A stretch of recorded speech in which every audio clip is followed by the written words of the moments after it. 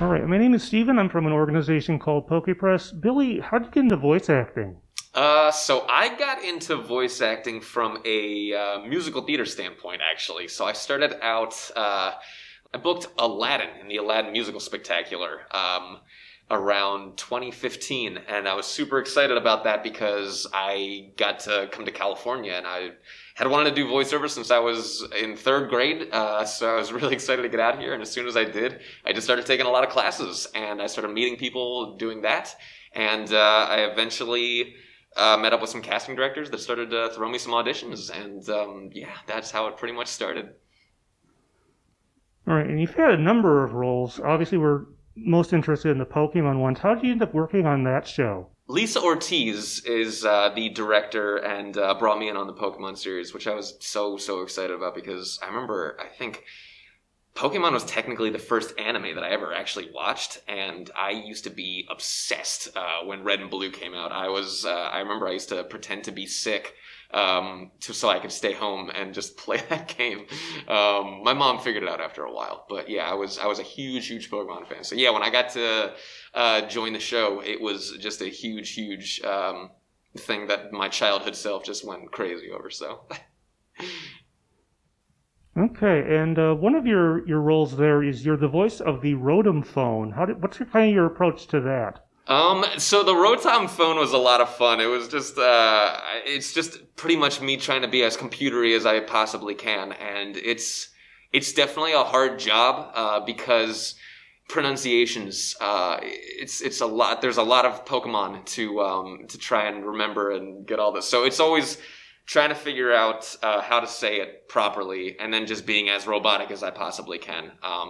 But I remember, yeah, there was this one time, the first time I got to be the Rotom Phone, and then I went to Ireland for a convention and found out that I said, I'm going to say it wrong now, probably, Venusaur or Venusaur, whatever one I said, it was wrong, and they were like, we need to get this done now. So I had to look up a studio in Ireland while I was there and have the company sign an NDA and stuff because the stuff wasn't out yet. And I just had to say the whole Venusaur or Venusaur Rotom bit again and send that to LA. It was pretty crazy, but it's a lot of fun to be the Rotom Phone.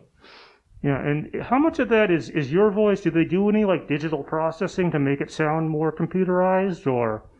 I am not sure if they do any processing. I feel like they probably do a little bit of processing on it, just so that it feels like it's coming out of a phone-like device. But yeah, the cadence and all that stuff is just me being robot-y.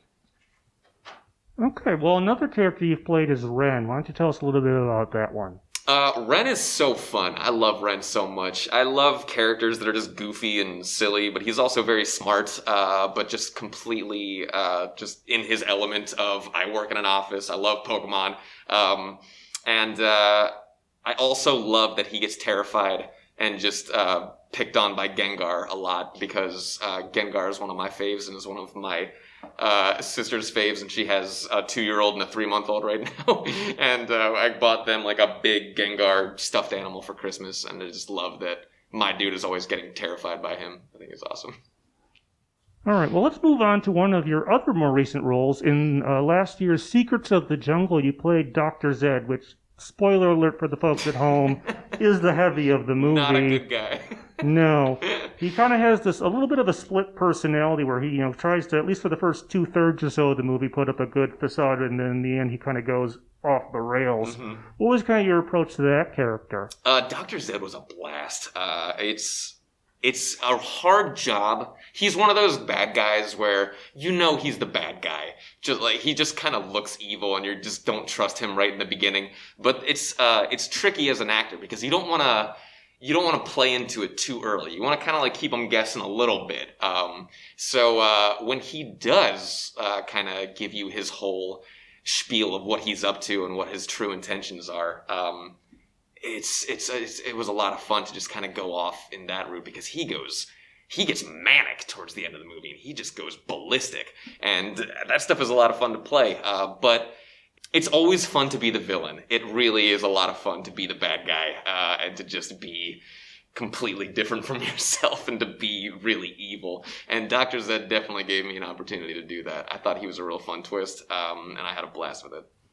Yeah, he actually, on screen is responsible for the deaths of a couple of the characters, the parents of Coco. Mm-hmm. When you first found out about that or read that, what was kind of your reaction to that being in a Pokemon movie? I'm always surprised by the Pokemon movies because they're not afraid to go there. Like, there's some pretty big themes in, like, the early stuff that I saw when I was in elementary school, like the Mewtwo ones and stuff.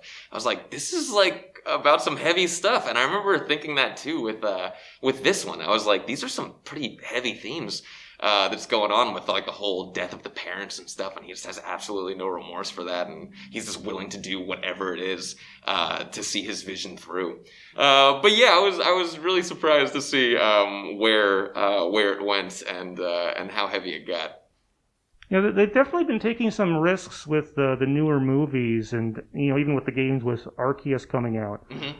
Now, of course, over the last couple of years, we've been going through the COVID-19 pandemic. How has that affected your work?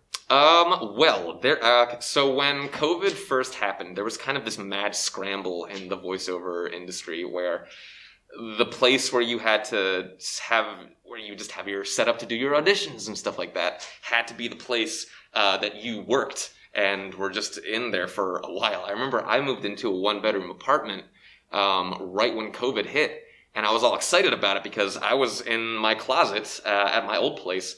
And it was great. And then I was moving into this new place, and I had a big walk-in closet. And I was like, oh my God, I have so much room for activities and to act in here. And I quickly realized that I would not be able to. I was recording Mr. Osomatsu at the time. And it is one of the yelliest, screamiest, loudest things that I've ever recorded. And I would have gotten kicked out of that place so fast. So I had to quickly pivot and buy a studio. I bought a booth. And had to figure out Source Connect and buy a Mac and all this stuff. So it was just some money that had to be spent, and it was just kind of a mad scramble to figure out how we were going to make this remote recording work. So yeah, that took about a month to kind of solidify, and as soon as that happened, it was kind of just like, you're just back to it, kind of. It was, the industry really came together and worked as a team and figured it out. There's definitely a lot more work for the mixers and the engineers on the back end to make sure that everything sounds like it was recorded in the same place. And they've done an amazing job of making that happen.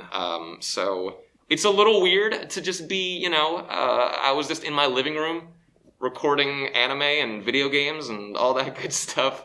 So it's kind of weird to just be able to, see the couch where I sit and watch TV and play Super Smash Brothers and be like, oh man, I wish I was doing that right now sometimes. And then so it's kind of hard to focus up a little bit. I do miss being in the studios and just seeing the director, seeing the engineer and hanging out with them.